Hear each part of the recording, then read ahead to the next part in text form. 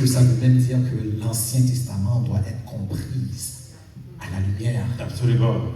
du Christ. Absolument. Et il y a vraiment plusieurs préceptes dans l'Ancien Testament qui peut amener vraiment plusieurs œuvres, comme par exemple les sacrifices dans l'Ancien Testament. Maintenant, tu es pardonné en Christ. Il n'y a pas de sacrifice parfait. Et il y a plusieurs autres préceptes, à savoir par rapport à la condamnation et autres. Il y a des personnes, des fois, peuvent par crainte servir de peur d'avoir une certaine condamnation. Mais c'est clair dans Galates 3.13 que Christ nous a rachetés. Absolument. La loi n'a pu être sur la crainte. Maintenant, on a une relation que Christ nous a introduite avec le Père. Absolument. Et donc, c'est vraiment impératif d'avoir cette compréhension du Nouveau Testament à la lumière de Christ. Amen. De Christ.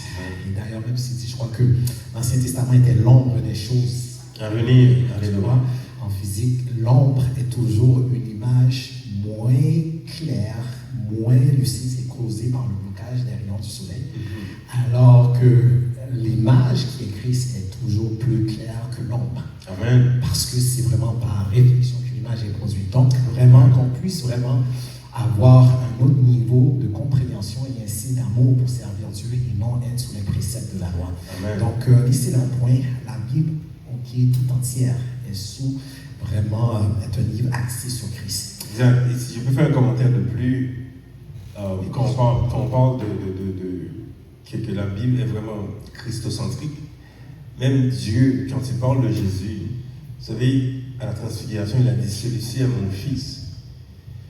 Qu'est-ce qu'il a dit? Il a dit, en qui j'ai mis toute mon affection. Comment on dit toute mon affection? C'est pas juste 50%, là. Donc Dieu a mis toute son affection en Jésus-Christ. Ça veut dire que si je veux l'affection de Dieu, je vais où? Je vais vers Jésus. Je ne peux pas aller vers Marie, je ne peux pas aller vers... Non. Parce que toute l'affection de Dieu, Dieu a révélé, il a tout restauré en son Fils Jésus-Christ.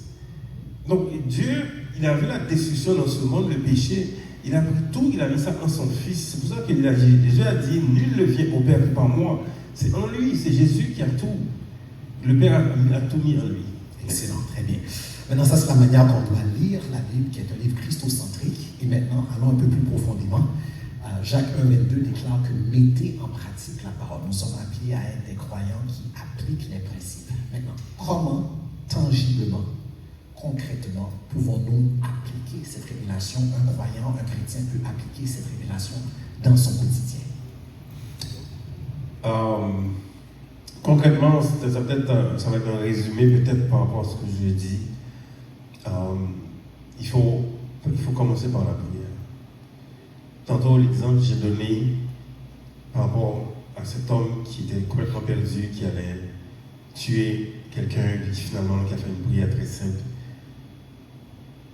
Il faut commencer par ça. Il faut commencer par reconnaître que nous, là, les humains, on a des problèmes. Vous savez, quand on pense qu'on est parfait ou on est correct, là, c'est difficile. Il faut reconnaître notre faiblesse. Pendant que moi, je vous parle, je dois toujours chercher le Seigneur. Je dois toujours prier Dieu. Donc, il faut chercher le Seigneur. Concrètement, je peux dire qu'il faut reconnaître que Jésus est Dieu. Il est le Fils de Dieu, il est Dieu. Il est venu pour toi. Parce que Dieu a vu ce monde, il a vu la destruction dans ce monde.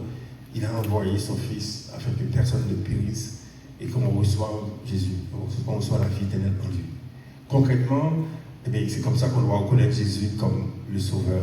On reconnaît Jésus comme le Dieu. On reconnaît Jésus comme le serviteur parfait, comme il a servi